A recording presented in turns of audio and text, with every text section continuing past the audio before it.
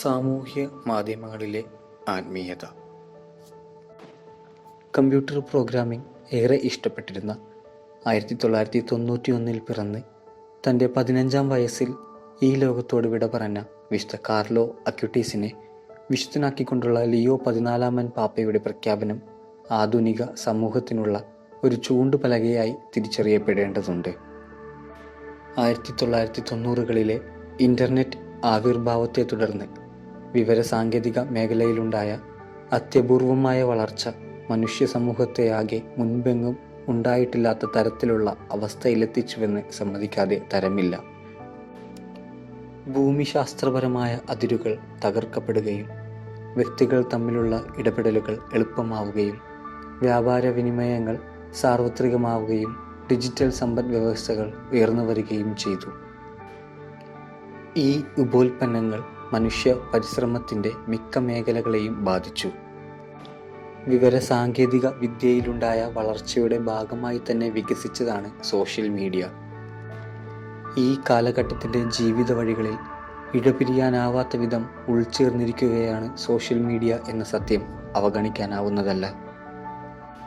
ഉള്ളടക്കം സൃഷ്ടിക്കുവാനും പങ്കിടുവാനും മറ്റുള്ളവരുമായി സംവദിക്കുവാനും കൂട്ടായ്മകൾ നിർമ്മിക്കുവാനും ഉപഭോക്താക്കളെ അനുവദിക്കുന്ന ഓൺലൈൻ പ്ലാറ്റ്ഫോമുകളെയും ആപ്പുകളെയുമാണ് സോഷ്യൽ മീഡിയ എന്ന നിർവചനത്തിനുള്ളിൽ സാധാരണയായി ഉൾപ്പെടുത്താറുള്ളത്. പുരോഗമനത്തിൻ്റെ പാതയിൽ അതിവേഗം സഞ്ചരിച്ചു കൊണ്ടിരിക്കുന്ന മനുഷ്യ സമൂഹത്തിൻ്റെ എല്ലാ മേഖലകളെയും സുഗമമാക്കുന്നതിൽ അഭിനന്ദനാർഹവും അതേസമയം അപ്രതീക്ഷിതവുമായ വളർച്ച സോഷ്യൽ മീഡിയ കൈവരിച്ചിട്ടുണ്ട് എന്നതാണ് സത്യം. ലോക ജനസംഖ്യയുടെ 64%, അതായത് ഏകദേശം 5.24 ബില്യൺ ആളുകൾ സോഷ്യൽ മീഡിയ ഉപയോഗിക്കുന്നു എന്നതാണ് 2025 ജനുവരിയിലെ പുതിയ പഠനങ്ങൾ സൂചിപ്പിക്കുന്നത്.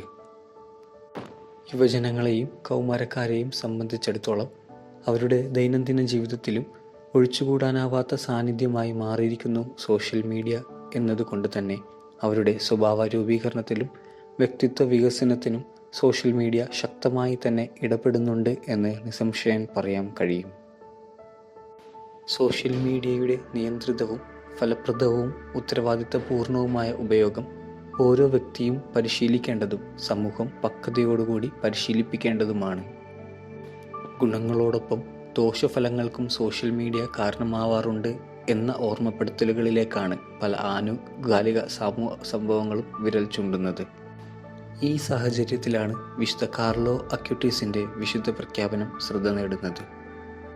1991 ജനിക്കുകയും 2006 ഇഹലോകവാസം വെടിയുകയും ചെയ്ത ഒരു 15 വയസ്സുകാരൻ തൻ്റെ നിയോഗം തിരിച്ചറിഞ്ഞ് താൻ ആർജിച്ച അറിവും വിവരസാങ്കേതിക വിദ്യയും സോഷ്യൽ മീഡിയ പരിജ്ഞാനവും തൻ്റെ വിശ്വാസത്തിൻ്റെ പ്രഖ്യാപനത്തിനും പ്രഘോഷണത്തിനും വേണ്ടി ഫലപ്രദമായി വിനിയോഗിച്ചുകൊണ്ട് സമൂഹത്തിനാഗമനം ഒരു പുതിയ തിരിച്ചറിവ് നൽകി കടന്നുപോയി.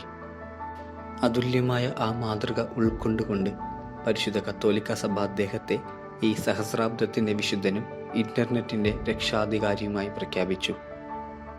അതിവിശാലമായ സാധ്യതകളാണ് സോഷ്യൽ മീഡിയ തുറന്നിട്ടിരിക്കുന്നത്. ഗുണകരമായവയെ കണ്ടെത്തി ഫലപ്രദമായി നിയോഗിക്കുക എന്നതാണ് പ്രധാനം.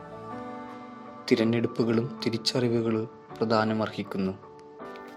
ലോകത്തോടാഗമനം അതിവേഗത്തിൽ സംവദിക്കുവാനും ബുദ്ധിയിൽ വിരിയുന്ന ഉത്കൃഷ്ടമായ ആശയങ്ങളും അഭിപ്രായങ്ങളും നിലപാടുകളും സമൂഹത്തിൻ്റെ ആകെ നന്മയ്ക്കായി വിനിയോഗിക്കുവാനും സോഷ്യൽ മീഡിയ സാഹചര്യമൊരുക്കുന്നു.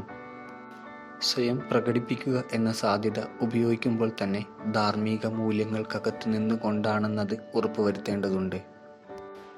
ലോകത്തെ അറിയാനും സമാനവും അതേസമയം ധാർമ്മികവും മൂല്യാധിഷ്ഠിതവുമായ ചിന്താധാരകൾ പിന്തുടരുന്ന സൗഹൃദങ്ങൾ കണ്ടെത്താനും വെല്ലുവിളികൾ നിറഞ്ഞ ജീവിത സാഹചര്യങ്ങൾ നേരിടുന്നതിൽ പരസ്പരം സഹായിക്കാനും അങ്ങനെ മാനസികാരോഗ്യവും മൂല്യബോധവുമുള്ള തലമുറയായി വളരാനും സോഷ്യൽ മീഡിയയുടെ ഫലപ്രദമായ ഉപയോഗം സഹായിക്കും.